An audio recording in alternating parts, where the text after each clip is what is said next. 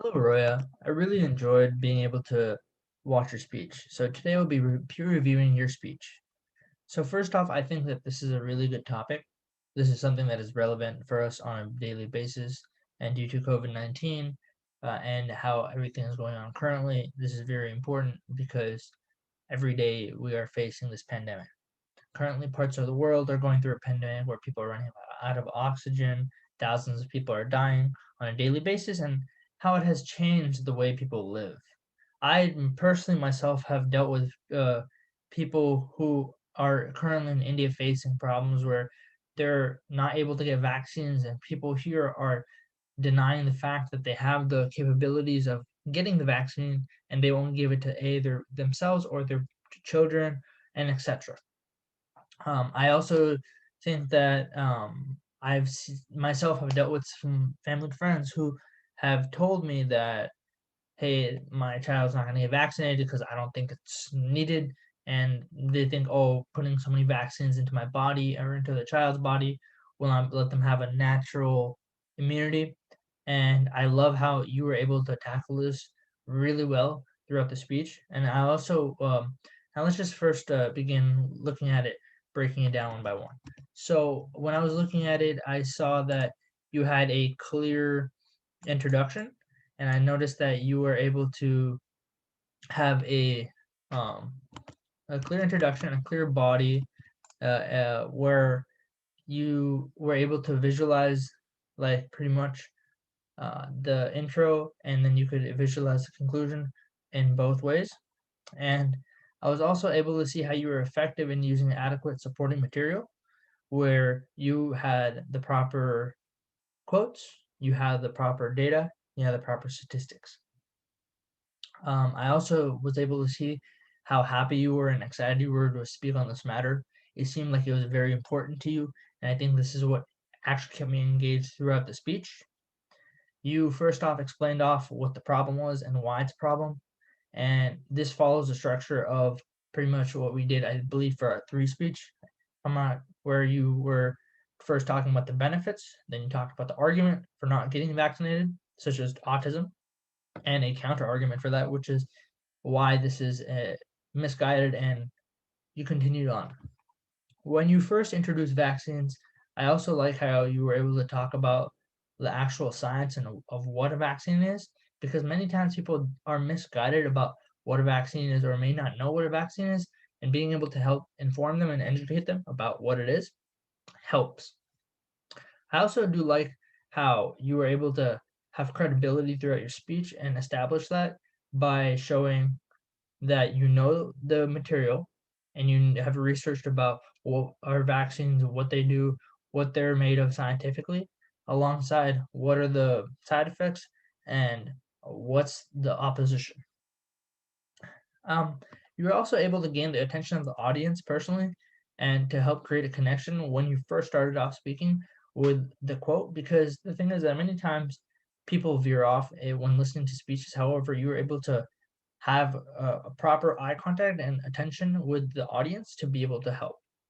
I think you were able to also use like the data, like I said before, to create a um, possible like create a credibility with in you, and then the audience saw that you know what you're talking about.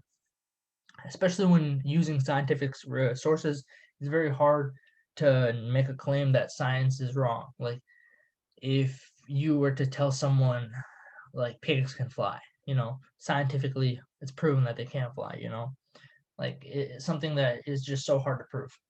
There was a clear usage of preview and summary throughout the speech, where you were able to properly preview, and like you had a proper preview statement where you previewed your topic and you were able to lay into it slowly and very nicely.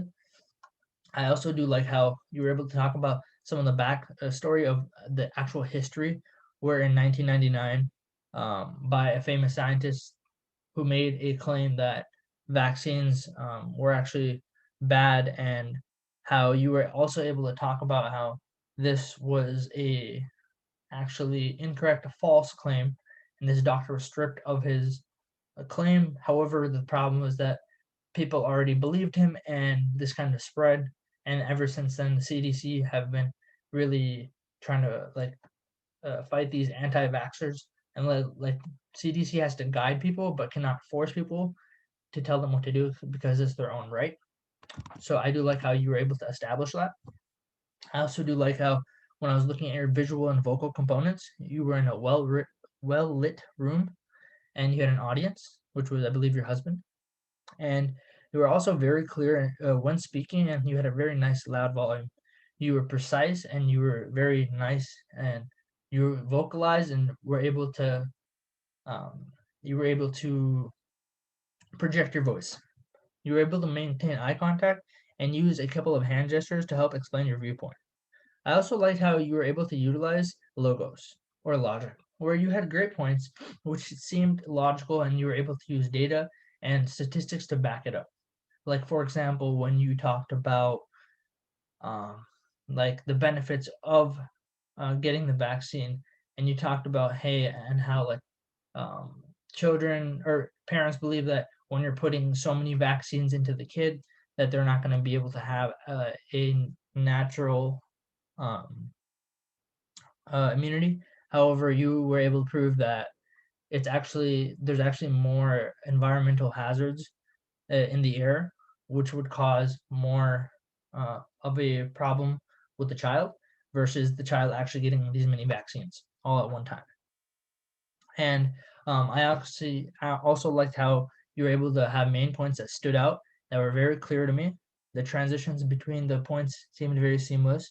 I was very engaged in your speech, and I was only able to actually peer review it after watching it the second time, because the first time I was really, really engaged in what you were talking about, that I really couldn't take any notes. Like, it was just that good.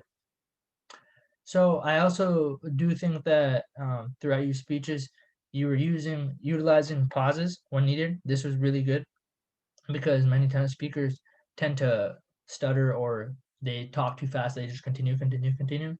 But you slow down, and then you were able to connect with us. Another positive aspect that I really enjoyed was the way your tone was throughout the speech. Your tone did change throughout the speech, which was really beneficial for me to be able to connect with you, because when it was talking about something positive, you had a higher tone. When you're talking about the negative, you showed that there was more anger towards that. Not necessarily anger, but like, this was misguided information that needs to be told to the public that this is wrong. I also really like how you were so graceful in the transitions. But one suggestion that I think that you should work on is better eye contact with the audience and the camera, because you're kind of veering off to the left, or I'm not sure if your audience was there or where it was located, but for what I understood, you were not looking at the camera. However, if your audience is on the left, then I would say look at your audience. But this is just a suggestion. Overall, this was really hard to find because you did a really, really good speech. Now, in summary, I overall listened to your presentation and was able to take good points on how to be able to talk to an anti-vaxxer, because, or people who don't want to give vaccines for the kids, etc. Because the thing is that I never really had any points on why their kids shouldn't get the vaccine or why their kids can't get multiple vaccines. Now that I actually have information, I would be able to tell them properly, and I'd be like, hey, I learned this from my class. Like, I was able to use the proper information and explain why their claim of vaccines are bad for kids is incorrect.